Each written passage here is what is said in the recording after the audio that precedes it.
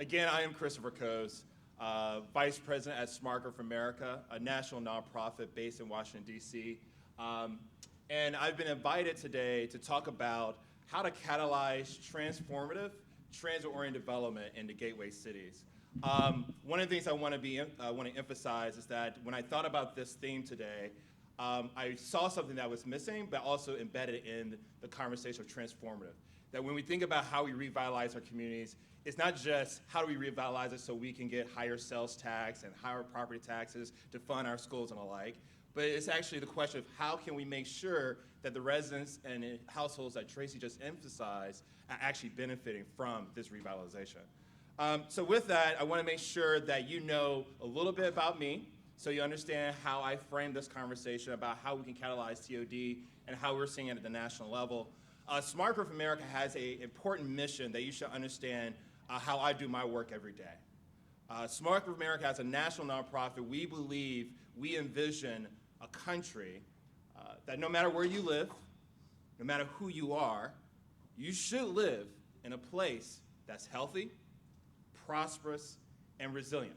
Now, hearing that, is anyone opposed to that concept? If so, there's an exit sign, I can walk right out of it. All right, I'm at the right conference. With that, we do a lot of work around technical assistance, advocacy, and thought leadership. But many people in this room and in Massachusetts knows me through another role as the executive director of LOCUS. Some people say, is LOCUS an acronym? Nope. My former president, Chris Lineberger, that I know many of you know, he's a classicist, and LOCUS is Latin for place. And it's actually a network of about 350 real estate developers and investors across the country who really believe in revitalizing neighborhoods and urban core, revitalizing downtowns, and transit-oriented development. And they use their collective action and power at the federal level, state level, and even at the local level to make those changes. Now, some of you may know our LOCUS Massachusetts chapter, led by Doug Landry and Elijah Pleismer. So if you don't know them, please come see me because they're literally working with Mass Inc. and a number of other partners here on the ground to do a lot of the conversation and advance a lot of the issues that we'll be discussing today. Now, before I get started with my presentation, I always like to know where people feel about their community. So I'm going to do a quick quiz. Have you seen this in your community? So I'm going to go through a couple slides, just by show of hand. Just let me know if you've seen this in your backyard. Ready? How many seen this? Ooh, it's like 90%. Okay. How about this? It's a really popular tree. Really popular tree. All right. Or my favorite, walking the dog.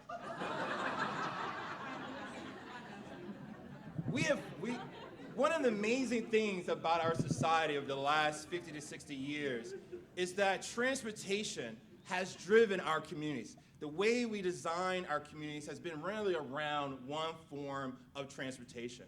Started, of course, in the 1950s when we decided that we were to make major investments in highway construction, which a lot of communities accepted. That's what we wanted.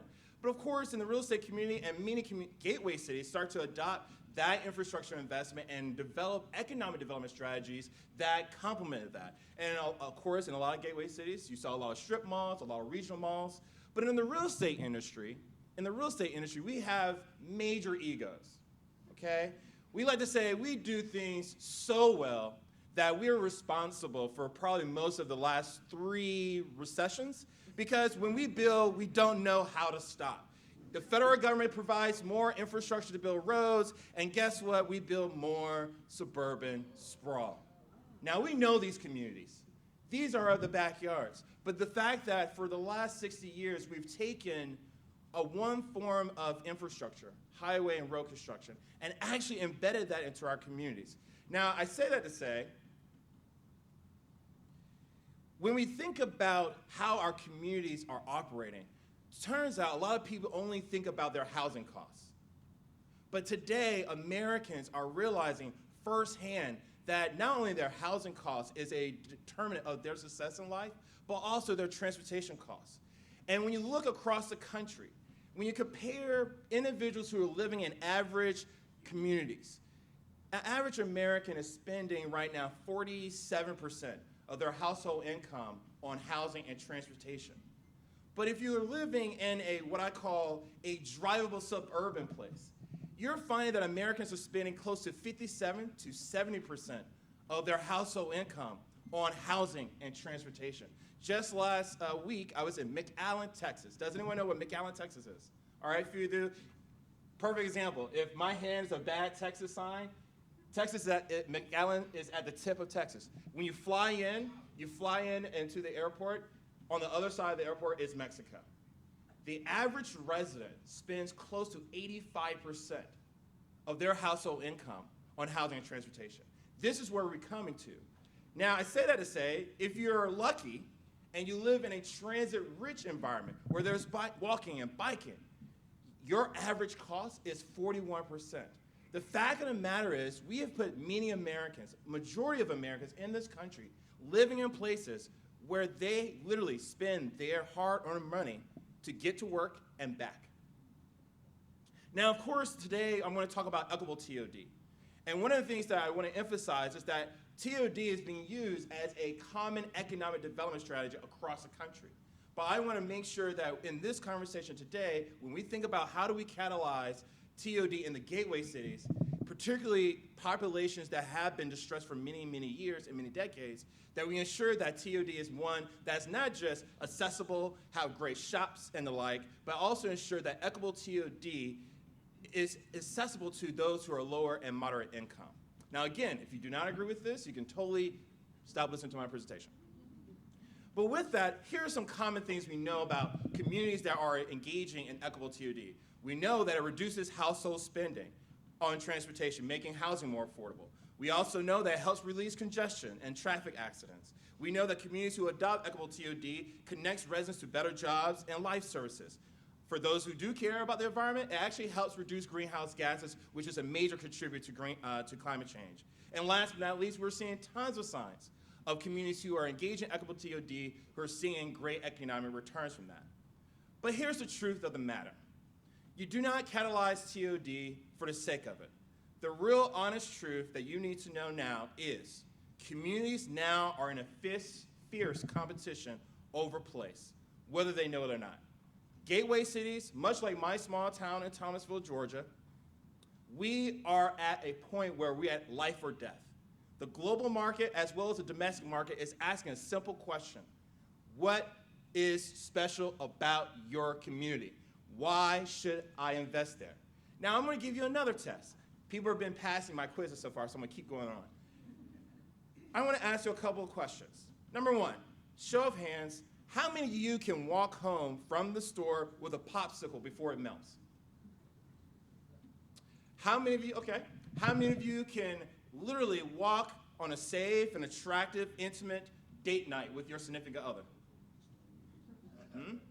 Okay. How many of you can actually say that your kids can go play and wander the world without being in the backyard safely? Okay. How many of you can say your community that you're living in right now welcomes seniors who may not be able to get around by car? And more importantly, who can say with a straight face that the development that's coming in your community actually respects open space, community access, and cultural districts? Right. This right here, if you cannot say yes to each of these questions, then you do not have a place where people want to invest. We're increasingly finding at the national level, whether it's millennials, baby boomers, you're here at all, they want these great sense of places. But more importantly, we're also learning that there is a significant portion of the population who don't want to live in Metro Boston, but they're looking for smaller towns that are transit accessible. And guess what? That's gateway cities. Now, in our national research that we conducted this year, we looked at the top 30 metros across the country to better understand where the real estate market was headed. And two things I want you to be mindful of. Oftentimes, when we talk about gateway cities, it's a part of this old dichotomy. It's the city versus the suburbs, or it's the city versus the rural areas. Today, take those glasses off, and I want you to put on some new understanding of how the world is actually operating. And today, I would suggest to you that the way we should be looking at the world is whether or not your community that we love and we cherish, is it walkable or is it not? Now, this can happen in a rural place walkable urban places in rural towns, suburbia, and cities. Now, as someone, again, from Georgia, I can beat up on Atlanta. Anyone been to Atlanta recently? You know how hard it is to get around Metro Atlanta, right? Because many of their suburban sprawl land patterns. Well, with that, our research was able to create a grid of how we look at the world. You have walkable urban and drivable suburban. And one of the things that we focused on is how many walkable urban places are popping up across the country. What is it telling us about the real estate market today? And here are some key highlights that you should be mindful of. Number one, if you're an investor today and you wanted to build a multifamily housing unit, you will be better off, you will get a 60+% price premium on that unit if you put it into a place that had a WALT score above 70. Now, I just said something. How many of you are familiar with WALT score or knows WALT score? Okay, for those who do not know WALT score, I would not be upset. Take out your phones. Seriously, take out your phones. Go to waltscore.org and literally type in your home address. waltscore.org. Type in your home address. If you get a score above 70, it goes from 0 to 100. If you have a score between 7 to 100, that means you can walk outside your home and actually walk to your job, walk to amenities, walk to other cultural assets. If you have something under 70, it means that you most likely have to get in your car and drive to your job, get back in your car, drive to Arby's, get back in your car to drive back to work for lunch, and then get back in your car to pick your kids up, to then pick them up to getting back home in your car. Here's the key thing. Right now, people are willing to spend more money to live in places that have great accessibility, great transit access. And this is not happening in just Metro Boston or DC or Seattle. This is happening in rural areas. We're seeing this in suburbia as well. When I was debating about whether I want to show you another slide, because I know I'm in Massachusetts, and Massachusetts is always number one. So if you really wanted to know the top 30 metropolitan areas, you can probably guess who was number one. Boston. Second place was DC, then New York City. So I didn't want to boost your ego up, but the point here is the market is happening here. But when you really think about it, one of the other elements that we begin to understand of how do we position gateway cities to catalyze on TOD, we're also learning that business leaders are asking a similar question. 2 years ago, working with Cushman Wakefield, we actually interviewed 100 CEOs and business senior executives who were moving from suburban business parks and moving their businesses to downtown rural places, to suburban town centers, and to central business districts. And we asked a fundamental question: why? And through these conversations, we found 6 things. Number one, more than anything else, was to find talent. Now, question here is, where's talent going to go? To places that have a sense of self. And on top of that, one of the other elements that we heard that did not come out, that oftentimes gateway cities actually embrace as part of the economic development strategy, was that none of these business owners or senior executives mentioned tax incentives. That the value of place was more important than all the tax credits that a local locality can provide. So again, to the question of the day, how to create TOD and walkable places in Massachusetts gateway communities. So last night, I had the opportunity to join many of the Mass Inc. Staff and leadership over good wine and good lamb and good conversation. And of course, after a couple more glasses of wine, my brain started formulating. And so today, I want to introduce to you Coes' 4 crazy ideas to catalyze TOD here in Massachusetts. Are you ready for my 4 crazy ideas? All right, here we go. Number 1, recapture your sense of place. Very simple. And now, oftentimes, when I work with a lot of communities, Smart Group America, and just this year alone, worked in over 35 cities at various scales. And each of those times, we constantly hear, as part of our technical assistance, a situation like this. Christopher, Smart Group America, LOCUS, this is my main street. how can we actually create a sense of place here? We don't control this road right here. It's owned by the state. You know, developers don't want to be here. How many of you have heard this story before? Yeah, right? Well, let me talk about how we can recapture the sense of place. So, of course, you see here, the area is totally occupied. It's unattractive. You have a lot of low-end businesses. You have the fact that the road speaks to the conversation we were having before, prioritize cars more than pedestrians. Well, with that being said, there are a couple steps that we're going to take that every gateway city should leave from today to adopt to make sure that their communities gain a sense of self. So first, what can we do?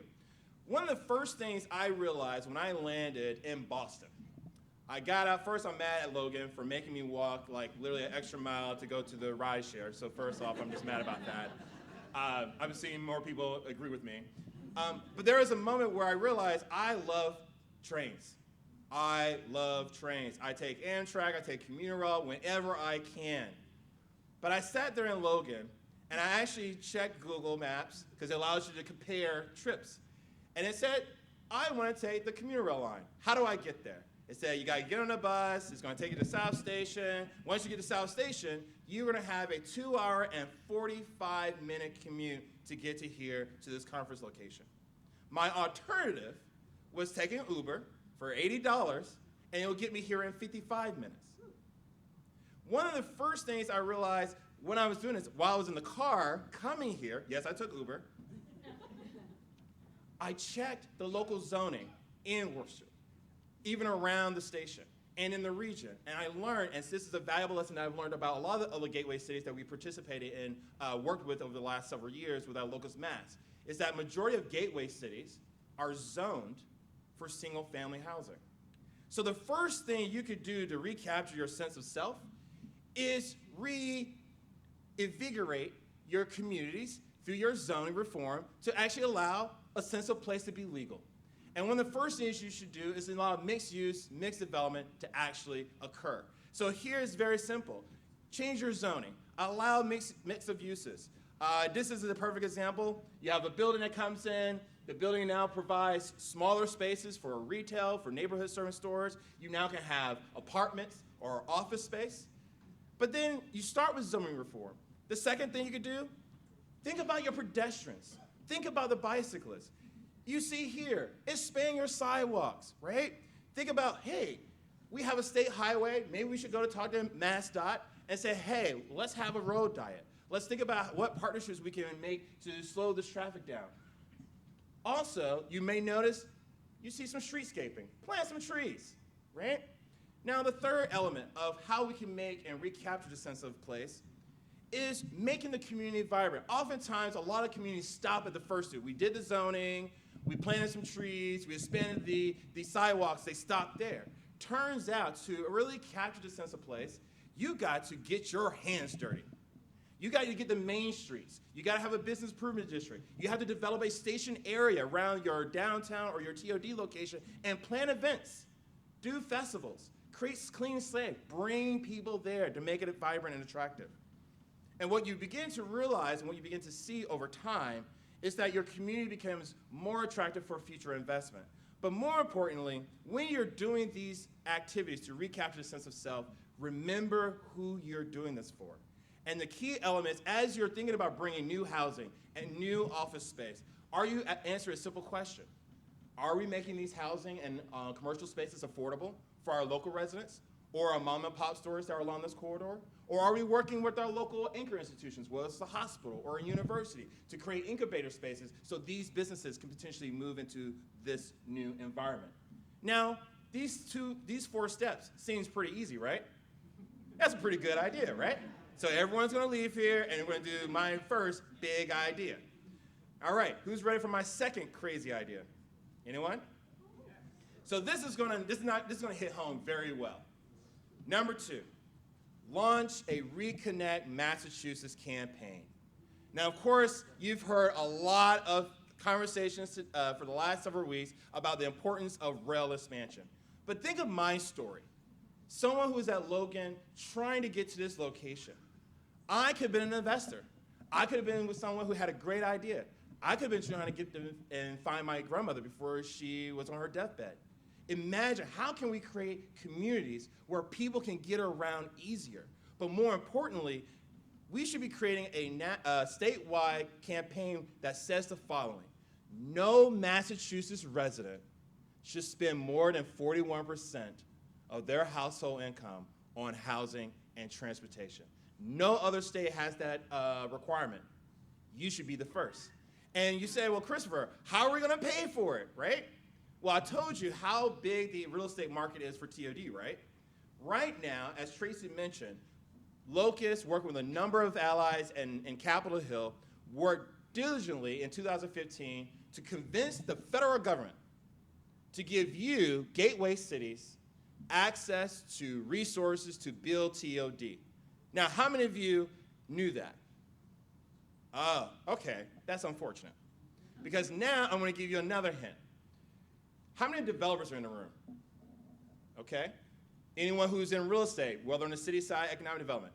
All right, what's a couple of things we know about TOD projects? It's hard to finance, right? Because it takes too long to do all the infrastructure to actually gain revenue, right? Right? Everyone nods their heads?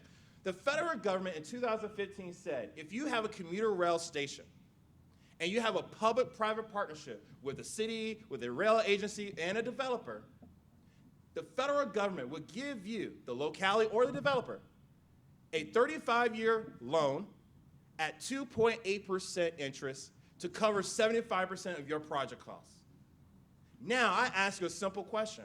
What is your excuse? If you have gateway cities that have passenger rail, you have the resources to truly be catalytic in bringing transit-oriented development into this region. So I just bring up, these are two programs right now that is available to you with your real estate partners to create TOD. A really big idea, right? So, my next big idea. How many of you are familiar with opportunity zones? Oh yeah, everyone's talking about opportunity zones, right? Here's the secret. Right now, Massachusetts opportunity, and for those who don't know opportunity zones, let me just take a step back. Right now, in the tax code, the federal government says if you have unrealized capital gains, so let's say you have Google stock or land holding that appreciated, right, and you haven't sold it, the federal government is basically saying to you, if you move those dollars into distressed communities across the country, we will give you a benefit. If you make any money, the biggest benefit is that if you make any money in those distressed communities, any money after 10 years, it will be tax-free. It's a major incentive. Here's what you should also know. The way it's designed today, opportunity funds right now are investing in multifamily housing, they're investing in small businesses, but more importantly, we're increasingly finding a lot of opportunity funds looking for TOD sites. In addition, we did a recent survey of investors who are doing some of these projects, and we're finding they're looking for communities who are least resistant to deals getting done, who actually aligned their state and local projects and incentive packages, who actually favor TOD in their planning, in their zoning, and the like. And lastly, because of the way the tax incentive works, are actually hoping that the project actually has some level of social impact because no one wants the community yelling at them at the end of their 10-year process. The question I have for you, how many of you have developed your opportunity zone strategy for your community for TOD? Show of hands. Yes, I know. I was going to call you out, Rob. Here's the thing you should also know. Last year, myself and a colleague, Tracy Lowe at GW, we did a ranking of all the opportunity zones in the country to better understand where are those walkable urban places, where is the real estate market going. And in that report, we asked ourselves, which Massachusetts opportunity zones are the best places to invest for walkable urbanism? So first, we looked at the walkability. We looked at where's the places that have great job density and future housing density. Can you guess who are in the top 10? Yell it. Brockton. Fitchburg. Lowell. When you looked at the top 10, Lowell, Quincy, Springfield, Lynn, Gloucester. But here's the thing. Here's the bigger issue. Here's the thing. Yes. And here's the thing. Lynn is twice because it's each opportunity zone that ranked in the highest, top 10. But when we looked even further, we said, all right, let's look at the top 20. All you saw were gateway cities. And what I want to articulate to you, when we looked at Massachusetts compared to the nation, Massachusetts had the highest disproportionate share of the best opportunity zones in the country. So the first question I have to you is, are you working on leveraging opportunity zones to maximize your current assets? Now, working with, on behalf of LOCUS, Massachusetts, with the support of the Bar Foundation, we worked with 6 cohorts, communities across the country, across the state, to basically answer this question. So we worked in Greenfield, Montague, Fitchburg, Salem, Barnstable, and Yarmouth. And I know some of you guys are here today, and I'm not going to call you out just yet. But one of the things, just last Friday, we hosted a convening that brought not only those cohorts who, through a technical assistance program that we did over 5 months, as well as the real estate industry and practitioners.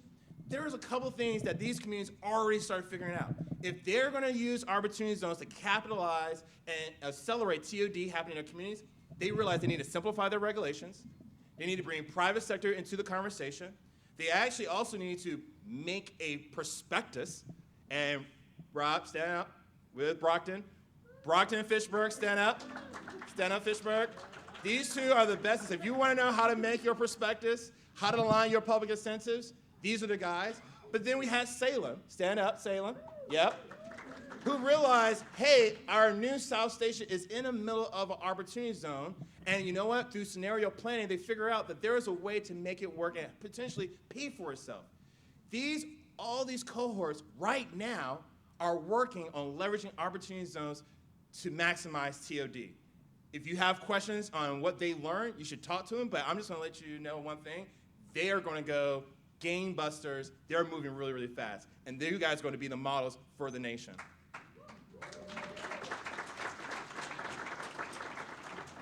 The best advice I will leave you for opportunity zones. Opportunity zone tax funding, and nothing, all the cohorts will agree with this. Opportunity funds don't make bad projects good. But if your community doesn't have the right regulations, don't have the right alignment of incentives, and understanding the gap for your TOD projects, and sometimes the gap is not public subsidy. Sometimes it's you partnering with an employer who could potentially bring dollars for employer-based housing. It may be you talking to a property owner who can partner with a local foundation to do social impact investment. The question here is understand the gap and bring partners. Now, my last crazy idea.